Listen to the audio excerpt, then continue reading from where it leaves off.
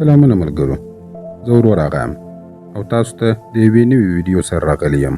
د ځنګله په منځ کې یو عجیبه ځای و چې هلته رسېدل له خطر څخه خالي نه وه، خو فرانک او لیلي په یو رقم سره وتوانېدل چې دې ځای ته پرته له دې چې د خپل ژوند پروا وکړي هلته ورسېدل، ځکه چې قیمتي خزانه هلته پټه وه. که هر څوک دا ترلاسه کړي نو د نړۍ تر ټولو ځواکمن انسان کېدلی سي. فرانک چې اوبو ته غوټه ووهله نو هغه دروازه یې پیدا کړل چې دې خزانې ته یې لاره درلودله، خو د تنګې لارې له امله هغه نسوی کولی چې دننه ورسي. نو د مرستې لپاره هغه لیلي ته وایي چې دننه ولاړه سه. که څه هم د لیلي لامبو نه وه زده، خو ځکه چې بله لاره یې نه درلودله نو هغه اړه شوه چې اوبو ته ټوپ وهي او په خپل ټول زور او قوت سره هغه دروازه خلاصوي. لکه څنګه چې دروازه خلاصه سول د سیند ټولې اوبه ښکته ځي او یو مرموز او عجیبه ښار چې لږ مخکې تر اوبو لاندې و اوس د ځمکې پر سر باندې ښکاره کیږي. خو په بله لحظه کې هغې د جرمني له شهزاده سره مخ کیږي. شهزاده هم غوښتل چې دا خزانه ترلاسه کړي، له همدې امله هغه پټ سوی و او د دوی د کښتۍ تعقیب یې کوي، ځکه چې د دې خزانې په یوه پاڼه سره د هرې ناروغۍ درملنه کېدلی سي او هر ډول لعنت ماتېدلی سي. په حقیقت کې سلګونه کاله مخکې په 1556 کال کې یو واکمن چې ډون اګیري نومېدی هره ممکنه هڅه یې وکړه چې دا خزانه پیدا کړي، خو کله چې هغه پوه سو چې د دې خزانې لاره په یوه ځانګړې ډبره کې پټه ده چې د یوې قبیلې د مشر سره وه، نو ډون هڅه وکړه چې هغه ووژني او ډبره ترې واخلي، خو ځنګل چوپ پاته نه سو او هغه او د هغه ټول ملګري یې په خپلو منګولو کې ونیول. ویل کېږي چې ډون او د هغه ملګري لا هم په هغه ځنګل کې سرګردانه ګرځي.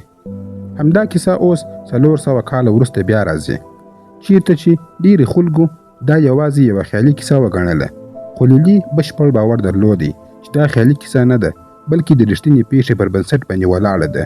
له همدې امله لیلي د لندن محکمې ته ننوځي او له شهزاده څخه په پټه هغه قیمتي ډبره غلا کوي او تښتي.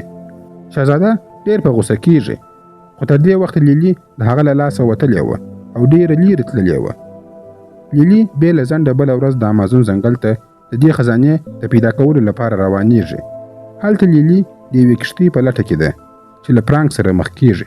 کله چې فرانک د لیلي په غاړه کې هغه مرموزه او قیمتي ډبره ولیدل نو هغه هم ورسره د تللو هوکړه وکړه. دلته موږ پوهېږو چې فرانک هم د دې ډبرې په اړه باندې یو څه معلومات لري. پرته له ځنډه هغوی ژر کښتۍ ته خېږي او د دې مرموزې خزانې د موندلو لپاره روانېږي. خو مخکې له دې چې هغوی ولاړ سي، شهزاده د خپل سبمرین سره راځي او د هغې پر کښتۍ باندې ډزې پیلوي چې د کښتۍ ماشین د لږ وخت لپاره درېږي. فرانک مکګرویر ته وایي چې د کښتۍ خیال وساتي او خپله ښکته کېږي او په چټکۍ سره د رسۍ په مرسته کښتۍ بل لور ته اړوي. کله چې هغوی د خطر له سیمې څخه وځي، شهزاده پر هغوی باندې یوه توغندۍ ور وویشتله. فرانک پوهېږي چې کښتۍ د توغندۍ څخه نه ده تیزه، نو هغه کښتۍ د اوبو په منځ کې د یوه کور پر لور باندې ور روانه کړه چې له امله یې توغندۍ تر اوبو لاندې تېرېږي او مخامخ لګېږي. فرانک او د هغه ملګري له دې ځای څخه خوندي وتښتېدله، خو د شهزاده سبمرین د هغه کلي او کورونو سره سخت ټکر وکړي. دوی د لارې په اوږدو کې د ښکلو منظرو څخه خوند اخلي او مخ ته روان دي. څه وخت وروسته سیند په 2 لارو باندې ویشل کېږي. د نقشې له مخې هغوی باید چپه لاس ته ولاړ سي، خو فرانک هغوی له دې لارې څخه منع کوي ځکه چې هلته د اوبو جریان ډېر تیز دی. خو لیلي بیا هم ټینګار کوي چې له همدې لارې به ځي ځکه چې دا لاره خزانې ته رسېږي. فرانک د هغې خبره مني او کښتۍ رسته لار ته روانوي. اوس لمر هم لویږي، نو فرانک کښتۍ پر غاړه باندې دروي او ټول پرېکړه کوي چې شپه به همدلته تېره کړي. په همدې شپه کې کله چې ټول په کښتۍ کې ناست وه، یو وحشي ځناور په مکګرویر باندې برید کوي، خو فرانک هغه آراموي ځکه چې هغه د فرانک پخوانی حیوان و او لا هم په دې کښتۍ کې پټ و. بل لور ته شهزاده هغه ځای ته رسېږي چېرته چې 100 کاله مخکې ډون اګیري په یو لعنت باندې اخته سوی و. شهزاده پوهېدی چې هغه له دې بند څخه خلاصولی سي، نو هغه د اوبو یو څاڅکی د ډون پر مجسمه باندې ورغورځوي. کله چې دا څاڅکی له ډبرې سره لګېږي نو له هغه څخه یو مار راوځي. شهزاده ورسره خبرې کوي او وایي چې هغه به ورته د سیند اوبه ورکړي او په بدل کې به هغه ورته هغه جادویي ډبره راوړي چې د لیلي سره ده. اوس د هغه ډبرې په مرسته ډان او د هغه ملګري کولی سول چې له دې لعنت څخه خلاص سي. نو ډان د شهزاده خبره واورېدله او په بله لحظه کې شهزاده په سیند کې یوه لویه چاودنه کوي او د سیند اوبه یې دوی ته راورسولې. کله چې اوبه دوی ته راورسېدلې ټول خلک بیرته په انسانانو سره بدل سول. بل خواته سبا ورځ فرانک او میک رویر د سیند پر غاړه باندې ناست دي او یو له بل سره خبرې کوي. په همدې وخت کې لیلی د فرانک د کښتۍ شخصي کوټه لټوي او هلته ځینې حیرانونکي شیان پیدا کوي.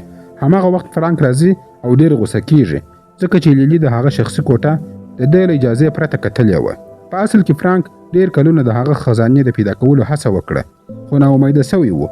خو لیلی هغه جادویي ډبره ورته وروښودله چې د خزانې په پیدا کولو کې مرسته ورسره کولی سي.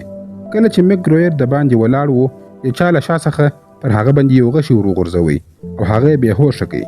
لیلی او فرانک د هغه د ژغورلو لپاره ورځي خو قبیلوي خلک هلته هغوی هم بېهوشه کوي او میک رویر له ځانه سره قبیلې ته وړي. هلته د قبیلې مشر له لیلی څخه هغه جادویي ډبره غواړي او وایي که یې ورکړي ژوند به یې ور وبخښي.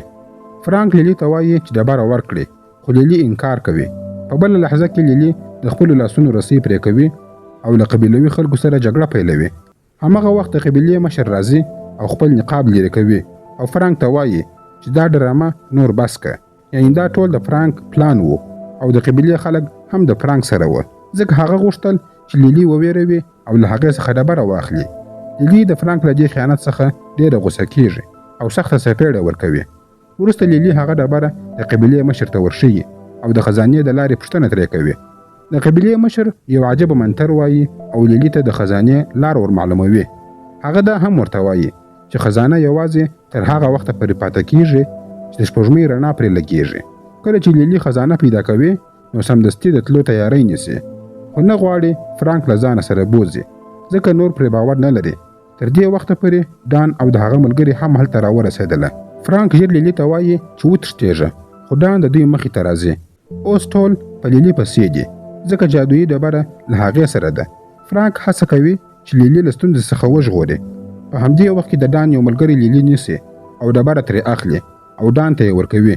ډان ډبره اخلي او روانېږي خو فرانک د هغه مخه نیسي. فرانک څو ځله هڅه کوي چې ډبره بیرته واخلي خو ډان توره راویستله او پر فرانک باندې وار کوي چې توره د فرانک د ملا څخه راووتله. د جګړې په حال کې فرانک ډبره اخلي او له لوېدو څخه مخکې یې لیلی ته ورغورځوي خو بیا له ونو سره ټکر کوي او لاندې سیند ته لویږي. اوس ډبره له لیلی سره ده نو د قبیلې مشر هغې ته وایي چې له سیند څخه لیرې وتښتېږه خو ډان او د هغه ملګري لا هم په لیلی پسې دي. کله چې ډان غواړي ډبره ترې واخلي سیند هغوی بیرته ځان ته راکشوي. دلته موږ ته معلومیږي چې د دې لعنت له امله ډان او د هغه ملګري له سیند څخه لیرې نسي تللی ځکه چې سیند د هغوی د ژوند یوازینۍ لاره ده. نو ځکه چې ډان شهزاده ته وایي چې د لیلی ځای معلوم کړي ځکه شهزاده یوازینی کس دی چې پر ځمکه باندې لیلی ته وررسېدلی سي. اوس سهار سوی دی او لیلی روانه ده چې ناڅاپه له فرانک سره مخ کیږي. خو حیرانونکې خبره دا ده چې سره له دې چې توره یې تر زړه وتلې ده فرانک لا هم ژوندی دی. فرانک خپل اصلي حقیقت بیانوي او وایي چې هغه او ډان حقیقتي سره ورونه دي او بیا کیسه ورته کوي او ورته وایي چې یوه ورځ ناڅاپه د ډان لور سخته ناروغه سوه. د هغې درملنه یوازې په هغې عجیبې او طاقتورې پاڼې سره کېدلی سوی. له همدې امله زه فرانک او نور ملګري د هغه د پیدا کولو لپاره روان سوو خو له ډېرو هڅو سره موږ ونه توانېدلو چې هغه پیدا کړو او هغوی په ځنګل کې سرګردانه ګرځېدل او پر موږ باندې د دې ځنګله ونو حملې شروع کړې. وروسته قبیلوي خلکو موږ وژغورلو ځکه چې له هغوی سره جادویي ډبره وه. ډان ډېر خوشحاله سوه ځکه چې د خپلې لور ژوند یې په همدې سره ژغورل کېدلی سوی. هغه د قبیلې له مشر څخه ډبره وغوښتله خو مشر د ډبرې ورکولو ته چمتو نه و. ډان په قهر سو او هغه یې ووژي خو فرانک د قبیلې ملاتړ وکړي او د ډان خلاف ودرېدی. له همدې امله ډان هڅه وکړه چې فرانک هم ووژني. د قبیلې مشر هم د خپلو وروستیو شېبو تر پایه پورې د جادویي ډبرې ساتنه وکړه او پر ډان او د هغه پر ټولو ملګرو باندې یې لعنت وکړي چې تر قیامته پورې به له سیند څخه ونه وځي. که چیرې دوی د وتلو هڅه وکړه ځنګل به یې نیسي. په همدې وخت کې ډان غوښتل چې د فرانک له خیانت له امله له هغه څخه غچ واخلي. له همدې امله یې فرانک بیا په توره سره ووهي. فرانک له دې حالت څخه ستړی سوی و او هغوی یې په یوه ژوره کنده کې بند کړل. اوس چې دوی د اوبو څخه ډېر لیرې وه او اوبه نه ورته رسېدلې نو هغوی په ډبرینه مجسمه سره بدل سول. 100 کاله وروسته شهزاده د سیند د اوبو په ورکولو سره هغوی بیرته راژوندي کړل او انسانان یې ترې جوړ کړل. اوس د فرانک حقیقت ټولو ته معلوم سو. له دې وروسته لیلی د فرانک له بدن څخه توره راویستله. د میک ګریګور د پښې ژور زخم له امله لیلی ترې غواړي چې له قبیلې سره پاته سي او خپله له فرانک سره د خزانې د پیدا کولو لپاره ولاړ سي. هلته شهزاده هم د دوی ځای پیدا کوي، خو تر دې مخکې شهزاده ورسیږي. لیلی لا هم مخکې تللې وه، خو شهزاده میک ګریګور نیسي او دې ته یې اړ کوي چې د لیلی ځای وښیي. بل لور ته فرانک او لیلی دواړه هغه اصرارناک ځای ته رسېدلي وه چې جادویي ونه پکښې کې وه. لیلی بې له ځنډه اوبو ته ټوپ وهل او دروازه یې خلاصه کړه تر څو ونې ته ورسیږي. په همدې شیبه کې ټولې اوبه ښکته ځي او یو عجیبه ځای چې تر اوبو لاندې و اوس د ځمکې پر سر باندې راښکاره کېږي. تر دې مخکې چې دوی دننه ولاړ سي، شهزاده د میک ګریګور سره رارسېږي. هغه پر ټولو باندې په زور سره توپک نیسي او د لیلی څخه هغه جادویي ډبره اخلي. له دې وروسته شهزاده فرانک ته وایي چې کښتۍ دننه بوځي. کله چې دوی دننه رسېږي، جادویي ونه د دوی مخې ته ولاړه وي، خو اوس په بشپړ ډول سره مړه ښکاره کېږي. کله چې سپوږمۍ په سمه توګه سره پر هغې باندې برابره سي، یوازې هماغه وخت دا ونه بیرته راژوندي کېدلی سي. لږ وروسته سپوږمۍ خپل ځای ته رسېدونکې وه، نو شهزاده له فرانک او لیلی څخه وغوښتله چې ژر تر ژره ونه راژوندۍ کړي. په بدل کې هغه ژمنه ورکوي چې جادویي ډبره به هغوی ته بیرته ورکوي. فرانک او لیلی په یو ډول سره هغه ټوله جنجال حل کوي او کله چې ډبره او غمی په خپل ځای کې سم کښېښودل، ټوله ونه بیرته راژوندي کېږي. کله چې د سپوږمۍ رڼا پر هغوی باندې ولوېدله، جادویي ګلان پرې راشنه کېږي. اوس فرانک او لیلی خپل پلان عملي کوي. لیلی پر فرانک باندې ډزې کوي ځکه چې فرانک خو لعنتي و او هغه نه مړ کېدی، خو ځان مړ ښکاره کوي او سیند ته لاندې لویږي. نو د ژمنې له مخې اوس باید شهزاده لیلی ته یو ګل ورکړي. په همدې وخت کې فرانک بیرته کښتۍ ته راخېږي او ټول سرتېري یو په بل پسې وهي. لیلی هم شهزاده خطا ایستي او یوازې ونې ته ور وختله. کله چې سپوږمۍ ورو ورو ښکته کېږي، د ونې ګلان له منځه ځي، خو لیلی په سختۍ سره یو ګل ترلاسه کوي. خو په همدې شیبه کې د ونې څانګه ماتېږي او ګل ترې لویږي. فرانک پرته له دې چې خپل ژوند ته پام وکړي، هغه ګل یې وژغوري. اوس ناڅاپه ډان له خپلو ملګرو سره رارسېږي. لومړی هغه شهزاده وژني ځکه چې هغه خپله ژمنه ماته کړه او غوښتل یې ګل یوازې ځان ته واخلي. له دې وروسته ډان د لیلی د نیولو لپاره ورځغلي، خو فرانک هغه ته ګل وښکاره کوي. ډان فکر کوي چې یوازینۍ لاره همدا ګل دی، نو بې له ځنډه کښتۍ ته ورځغلي. خو کله چې هغه د سمال خلاص کړي، ګل نه و پکښې کې ځکه چې فرانک مخکې له هم هغه میک ګریګور ته ورکړی و. په همدې وخت کې فرانک او دوی د یو لوی دیوال پر لور باندې روان و او د یو لوی دیوال سره یې ټکر کوي. د ټکر سره یوه لویه چاودنه رامنځته کېږي او د سیند ټولې اوبه بیرته د باندې وځي. اوس چې دوی له سیند څخه لیرې سوله، ځنګل هغوی نیسي او ټوله یو په بل پسې په ډبرو سره بدلیږي. فرانک هم په همدې لعنت سره اخته سو، نو هغه هم په یو مجسمه سره بدل سو. لیلی فرانک ته راځي، که څه هم هغې یو جادویي ګل درلودی، خو نه پوهېدله چې څنګه یې وکاروي. په وروستۍ هیله کې لیلی هغه جادویي ګل د فرانک په خوله کې ورکښېښودی، خو ګل کارا کارا ورکېږي. اوس د هغه وروستۍ هیله هم ختمېږي او دوی ناهیلي کېږي. خو ناڅاپه د یو شي د ماتېدو غږ دی اوري. کله چې بیرته ګوري، پوهېږي چې ګل خپل اثر ښکاره کړی دی او فرانک د هغه لعنت څخه آزاد شوی دی.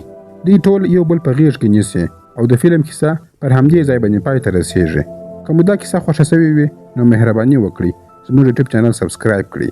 موږ 500,000 سبسکرایبرو ته نږدې یو، نو خپله همکاري مو مه سپموئ. تر بلې ویډیو پورې مو الله مل شه. مننه.